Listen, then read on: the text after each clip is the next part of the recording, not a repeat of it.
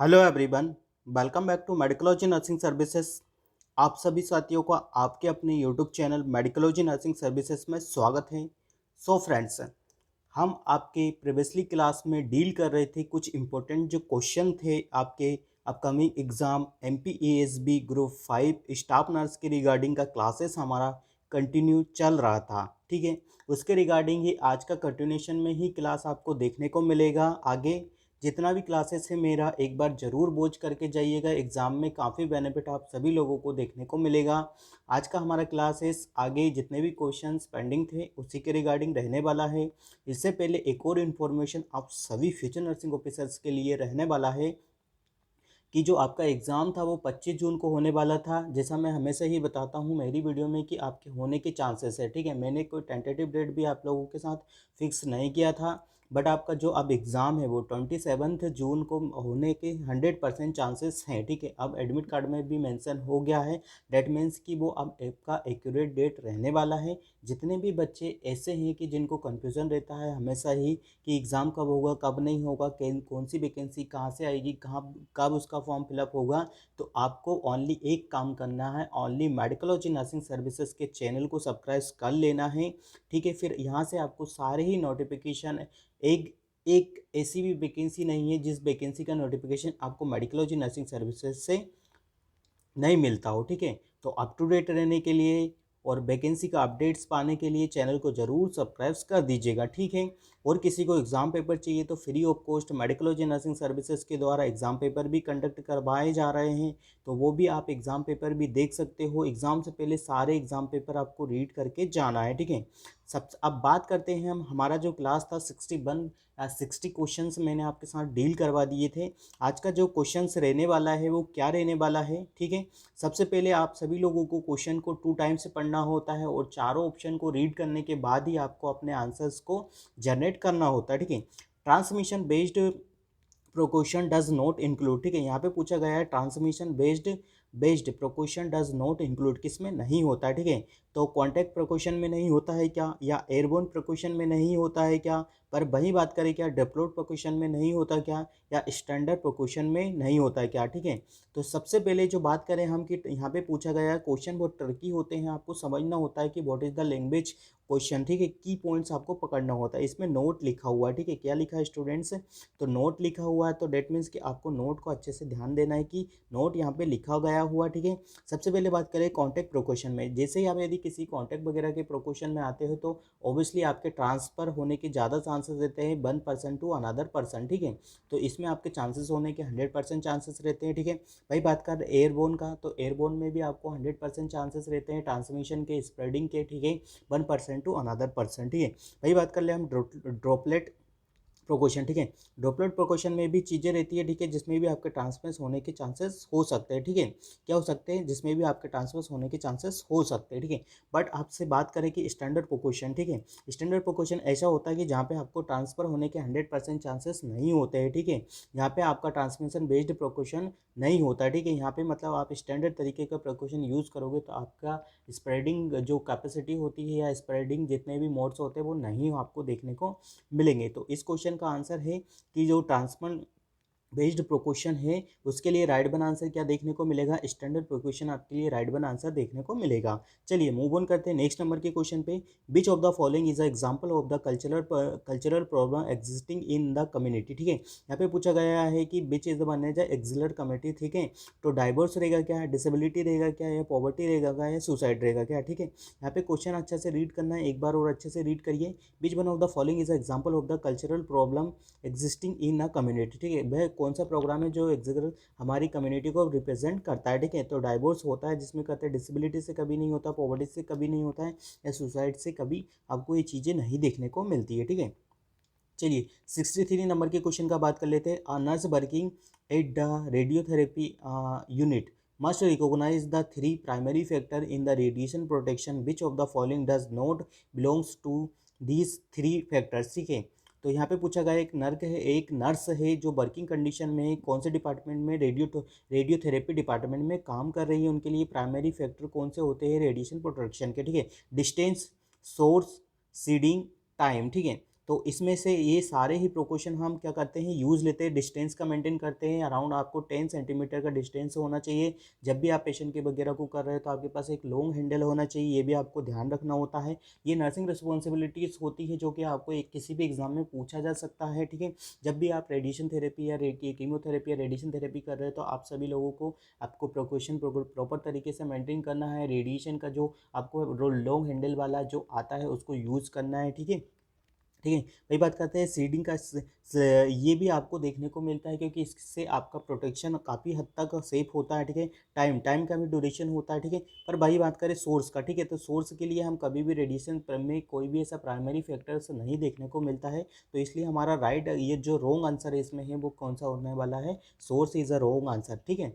तो according to this question, ठीक है, क्योंकि यहाँ पे ऐसा पूछा गया था क्वेश्चन, आपने यदि अच्छे से पढ़ा होगा तो यहाँ पे 3 फैक्टर जो बिलोंगिंग कर रहे थे आपके रेडिएशन थेरेपी से, ठीक है। 1 factor is not belonging from the radiation therapy, तो automatically your answer will be the कौन सा रहने वाला है, सोर्स, ठीक है। तो नेक्स्ट क्वेश्चन पे मूव ऑन करते हैं। 64th नंबर का क्वेश्चन है, the characteristic features of the Braxton Hicks contraction are, ठीक है। तो बहुत ही इंपॉर्टेंट क्वेश्चन है और बहुत ईजी टाइप का क्वेश्चन आपसे पूछा गया है अकॉर्डिंग टू ओबीजी, ठीक है। Non rhythmic intermediate pain less contraction होगा क्या, regular continuous and the painful contraction होगा क्या, rhythmic frequent and the painful contraction होगा क्या, या बात करें भाई हम जो ब्रेक्सटोस हिस कॉन्ट्रैक्शन होता है वो irregular infrequent and the painless contraction होता है, ठीक है। तो जो राइट वन आंसर है आपको देखने को मिलेगा वो कौन सा देखने को मिलेगा, जो आपका ब्रेक्सटोस हिस कॉन्ट्रैक्शन होता है वो पेनलेस होता है, इरेगुलर होता है, ठीक है, इनफ्रीक्वेंट होता है, और बाकी बात करें पेनलेस होता है, ठीक है। अब बात कर लेते हैं इसमें क्या देखने को मिलता है, जो ब्रेक्सटोस हिस कॉन्ट्रैक्शन होता है कितने वीक्स पे किया जाता है, तो 20 वीक्स, 18 to 20 वीक्स पे किया जाता है। अलग अलग बुक में आपको अलग अलग देखने को मिलता है, बट मैं बता रहा हूँ आपको ये दोनों रेंज आपको अच्छे से याद रखना है। यदि क्वेश्चन किसी भी प्रकार का आता है तो आप सक्षम होंगे कि किसी भी प्रकार के क्वेश्चन का आंसर का जवाब देने के लिए, ठीक है। ये इसीलिए किया जाता है, ठीक है, बैक हिज कॉन्ट्रैक्शन, कॉन्ट्रैक्शन देखने के लिए किया जाता है कि बेबी वेल बीइंग है या नहीं है, ठीक है। तो ये 20 वीक्स या 80 to 20 वीक्स किया जाता है ड्यूरिंग द प्रेगनेंसी, ठीक है। तो आई होप आपको समझ में आ गया होगा। चलिए नेक्स्ट नंबर पे मूव ऑन करते हैं स्टूडेंट्स। यदि क्लासेस समझ में आ रहा हो तो वीडियो को लिंक अपने फ्रेंड सर्कल में जरूर शेयर कर दीजिएगा ताकि सभी को इस बेहतरीन क्लास का सेशन का लाभ मिल पाए और जिनके भी एग्ज़ाम है उनका एग्ज़ाम आपकी एफर्ट से थोड़ा अच्छे चले जाए, ठीक है। चलिए नेक्स्ट नंबर के क्वेश्चन का बात कर लेते हैं कि नेक्स्ट नंबर के क्वेश्चन क्या पूछना चाह रहा है। Nursing intervention for the patient with constipation is to, ठीक है। तो यहाँ पे पूछा गया है कि आपके सामने एक नर्सिंग आप एक नर्सिंग ऑफिसर हो और वर्किंग कर रहे हो कहीं पे और आपके सामने कॉन्स्टिपेशन का पेशेंट है, तो आपके लिए प्रॉपर इंटरवेंशन आपका क्या होगा, ठीक है। Give prone juice with the non carbohydrate drink, ठीक है। क्या पेशेंट को ये चीज़ें प्रोवाइड करोगे क्या, या लिमिट इनटेक कर रेफर्स करोगे क्या, ठीक है। इनकरेज सीरियल और the whole grain in the diet करोगे क्या, या फिर अर्ज टू फोर्सफुल डिफेक्शन, ठीक है। यदि आप उससे बोलोगे क्या कि आप फोर्स लगाइए, ठीक है, कॉन्स्टिपेशन रिलीफ हो जाएगा इससे, लिमिट करोगे, तो कभी भी ऐसा नहीं करना है। जब भी कॉन्स्टिपेशन का पेशेंट आपके पास आता है तो you should have to maintain the fluid balance, ठीक है। आपको फ्लूइड उसको ज़्यादा से ज़्यादा देना है, ठीक है, फ्लूइड का बोलना है, पानी ज़्यादा से पीना है। तो हम यहाँ पे लिमिट भी नहीं करेंगे, ठीक है, हम उसको इनकरेज करेंगे, ठीक है। क्या करेंगे कि आप ज़्यादा से ज़्यादा वीट वगैरह खाओ, ठीक है, सीरियल्स खाओ, ठीक है, अपनी डाइट्स में ये चीज़ें मेंटेन करो, क्योंकि उसकी बॉडी से क्या होगा कि उसकी बॉडी से फ्रेंड्स क्या होगा कि वाटर का क्या होगा, लॉस हो जाएगा, ठीक है, जिससे क्या हो जाएगा, हाइपोवोलेमिक कंडीशन हो जाएगी। तो पेशेंट को क्या लेथार्जी, फटीग, बहुत सारे ऐसे साइन एंड सिम्टम्स देंगे। तो उसकी कंडीशन को भी और उसकी भरपाई करने के लिए भी हम पेशेंट को हील क्या देंगे, सीरियल और वीट्स वगैरह ऐसी चीज़ें प्रोवाइड करवाते हैं, ठीक है। कॉन्स्टिपेशन वगैरह ये चीज़ें सारी देखने को मिलती है, ठीक है।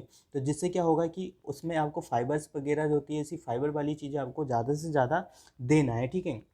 हमेशा हमें क्वेश्चन के अकॉर्डिंग ही आंसर को देना होता है, ठीक है। क्या देना होता है, क्वेश्चन के अकॉर्डिंग ही देना होता है। यहाँ पे कॉन्स्टिपेशन का पूछा है, डेट मीन्स कि आपको ये सारी चीज़ें उस पेशेंट को देना है, ठीक है, लिमिट नहीं करेंगे, ठीक है। तो आई होप आपको क्वेश्चन समझ में आ गया होगा कि क्वेश्चन क्या पूछ रहा था, ठीक है। चलिए 63 नंबर के क्वेश्चन का बात कर लेते हैं। Extra cellular fluid in the human body is compose of the all of the following except, ठीक है। तो ग्लूकोज होगा क्या, lymph and the intestinal fluid होगा क्या, या सेरेब्रल फ्लूइड होगा क्या, या ब्लड प्लाज्मा होगा क्या, ठीक है। तो यहाँ पे जो extra cellular fluid is human, ठीक है। तो लिम्फ नोड होता है क्या, सेरेब्रल होता है, बिल्कुल राइट, ब्लड प्लाज्मा होता है, ठीक है। वही बात करें हम जो एक्सपेक्ट का होता है कि 3 इसमें से राइट आंसर है बट एक नहीं है, ठीक है। तो ये जो हमारा extra cellular fluid in the human body glucose नहीं होता है, ठीक है, ग्लूकोज नहीं होता, ठीक है। तो आई होप आपको चीज़ें समझ में आ गई होगी। नेक्स्ट इंपॉर्टेंट क्वेश्चन का बात करते हैं कि पिछली बार जो MPESB ग्रुप 5 ने आपसे क्या पूछा गया था, इंटरपेरिटोनियल कीमोथेरेपी विल बी डिलीवर्ड, ठीक है। तो कहाँ देते हैं, ये हम इंटरपेरिटोनियल कैविटी में देते हैं, ठीक है, इनटू द पेरिटोनियल कैविटी, ठीक है। इनटू द लंग्स नहीं देते हैं, इनटू द वेन हम भी नहीं देते हैं, ठीक है, इनटू द हार्ट भी नहीं देते हैं। आपको क्या करना है, जो पेरिटोनियल कैविटी होती है हम वहाँ पे क्या करते हैं, वहाँ पे इनटू द एब्डोमिनल कैविटी में देते हैं, ठीक है, क्योंकि कहाँ पे होता है, आपको एब्डोमिनल कैविटी में ही प्रेजेंट होता है, ठीक है। तो आई होप आपको यहाँ से चीज़ें क्लियर हो गई होगी। जो पेरिटोनियल होता है वो आपके एब्डोमिनल कैविटी में ही देखने को मिलता है, ठीक है। चलिए 68 नंबर के क्वेश्चन का बात कर लेते हैं। In which station of the OSCE the student are given task to perform, ठीक है। ओस्की होता है जो कि हम परफॉर्मर इवैल्यूएशन के लिए दिया जाता है, पर कोई भी प्रोसीजर वगैरह करते हैं तो उसके लिए यहाँ पे यूज़ में लिया जाता है, ठीक है। खासकर ये मैनेजमेंट और टीचिंग के लिए बहुत ही स्किल के लिए यूज़ किया जाता है। इसमें क्या होता है, रेस्ट होगा क्या, इंटरप्रिटेशन होगा क्या, या रिस्पॉन्स होगा क्या, प्रोसीजर, ठीक है। तो जैसा मैंने बताया उसकी आपको प्रोसीजर के लिए यूज़ किया जाता है, ठीक है। तो आई होप आपको चीज़ें यहाँ से समझ में आ रही होगी स्टूडेंट्स। चलिए मूव ऑन करते हैं नेक्स्ट नंबर के क्वेश्चन पे, ठीक है। Sponsored accreditation systems for hospital and the health care provide is, ठीक है। तो कौन सा रहने वाला, ठीक है। तो NABH आपने देखा होगा कि नेशनल एक्रीडिटेड हॉस्पिटल की तरफ से ये चीज़ें आपको देखने को मिलती है, ठीक है।